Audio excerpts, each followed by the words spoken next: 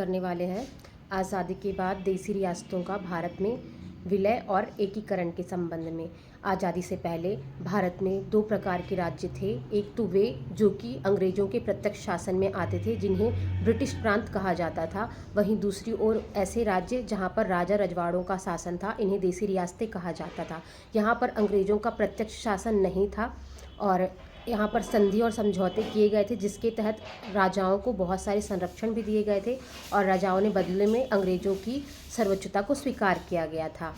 आज़ादी के समय ब्रिटिश संसद के द्वारा जो है भारत सरकार अधिनियम 1947 पारित किया गया, जिसकी धारा 8 के तहत इन रियासतों के साथ में अंग्रेज़ों ने अपनी संधि समझौतों को समाप्त करने की घोषणा की। साथ ही उन्हें विकल्प दिया गया कि या तो वे स्वतंत्र रह सकते हैं, या वे पाकिस्तान में शामिल हो सकते हैं, या वे भारत में शामिल हो सकते हैं। लगभग 565 रियासतों में से 13 रियासतें जो थी वो पाकिस्तान में शामिल हो गई और 552 रियासतें बची। और ऐसे में भारत के अंतर्गत आने वाली जो रियासतें जो कि लैंड लॉक्ड थी, चारों ओर से भारतीय संघ के अंदर आती थी, उनका स्वतंत्र रहना या पाकिस्तान में शामिल होना बहुत ही अतार्किक था, जो कि आंतरिक सुरक्षा के लिए बहुत बड़ी चुनौती हो सकती थी।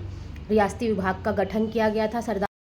सरदार वल्लभ भाई पटेल की अध्यक्षता में रियासती विभाग का गठन किया गया, जिससे कि तार्किकपूर्ण तरीके से विलय को संपन्न कराया जा सके। ऐसे में जो 6 रियासतें थी, उन्हें छोड़कर बाकी की जो रियासतें थी वो भारत संघ में शामिल होने के लिए तैयार हो गई थी। आज़ादी से पहले 3 ऐसी रियासतें थी जिन्होंने बहुत सी चुनौतियां उत्पन्न करी और आज़ादी के बाद भी 3 रियासतों ने भारत संघ में शामिल होने से इनकार कर दिया, जिनमें आज़ादी से पहले जोधपुर, त्रावणकोर और भोपाल रियासत शामिल है और आज़ादी के बाद में जम्मू कश्मीर, हैदराबाद और जूनागढ़ की रियासत ने भारत में शामिल होने से इनकार किया था। सबसे पहले हम देखते हैं कि जोधपुर का विलय किस तरीके से हुआ था। जोधपुर में राजकुमार हनवंत सिंह पाकिस्तान के साथ भौगोलिक निकटता के चलते, साथ ही साथ कांग्रेस के साथ भी उनकी कोई खास बेहतर संबंध नहीं थे, इसलिए वे पाकिस्तान की ओर उनका जो था रुझान था। और जिन्ना ने भी इसे प्रेरित करने का काम किया।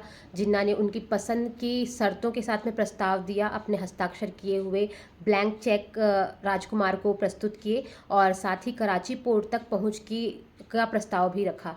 लेकिन जैसे ही सरदार पटेल को इस बात का पता चला, तो उन्होंने अपनी दूरदर्शिता और कूटनीति के साथ में राजकुमार को वैसे ही उनकी पसंद की शर्तों के साथ में प्रस्ताव प्रस्तुत किया और उन्हें इस बात का आश्वासन दिया कि उनके राज्य को जो है वो सारी की सारी सुविधाएं दी जाएंगी जो कि वो चाहते हैं।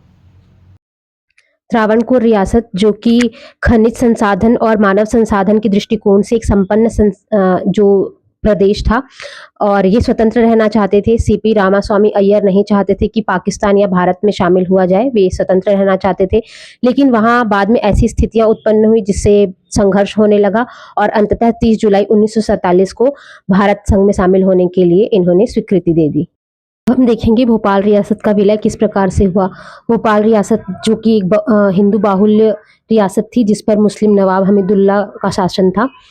हमीदुल्ला जो थे वे स्वतंत्र रहना चाहते थे या उनका जो रुझान था वो पाकिस्तान की ओर था, लेकिन लॉर्ड माउंटबेटन ने उन्हें एक राय दी कि किस तरीके से एक देश के भीतर एक रियासत को स्वतंत्र रखना बहुत ही अतार्किक है और ये आंतरिक सुरक्षा को लेकर के भी एक गंभीर प्रश्न है।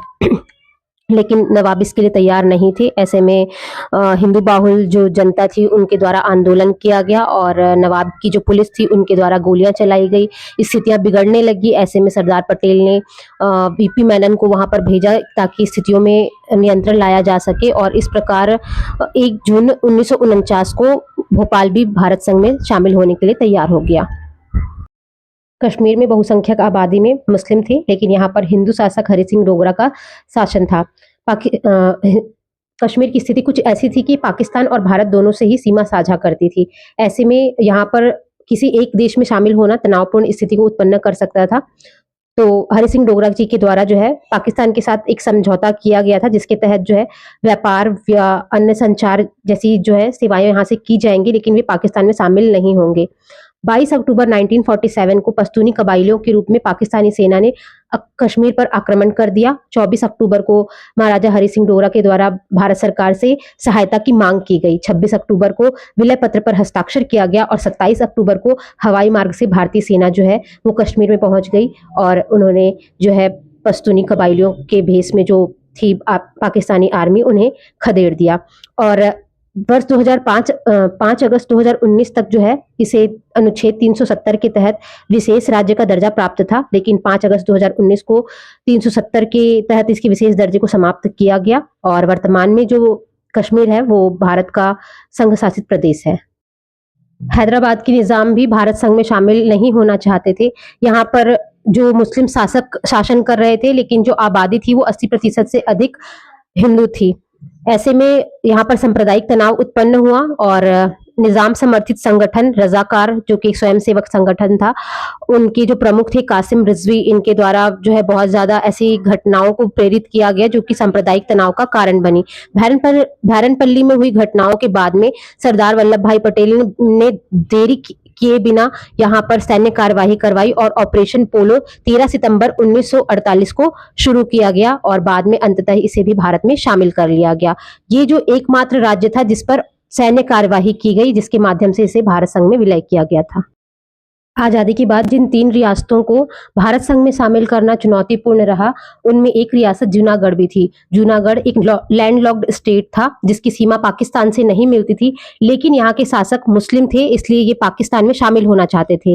वहीं यह हिंदू बाहुल्य राज्य था जिसकी जनसंख्या जो थी वो भारत संघ में शामिल होना चाहती थी। ऐसे में यहाँ पर सांप्रदायिक तनाव उत्पन्न होने लगे। सरदार वल्लभ भाई पटेल के द्वारा यहाँ पर जनमत संग्रह का आग्रह किया गया और इस प्रकार जनमत संग्रह के माध्यम से जूनागढ़ भी भारत संघ में शामिल हो गया।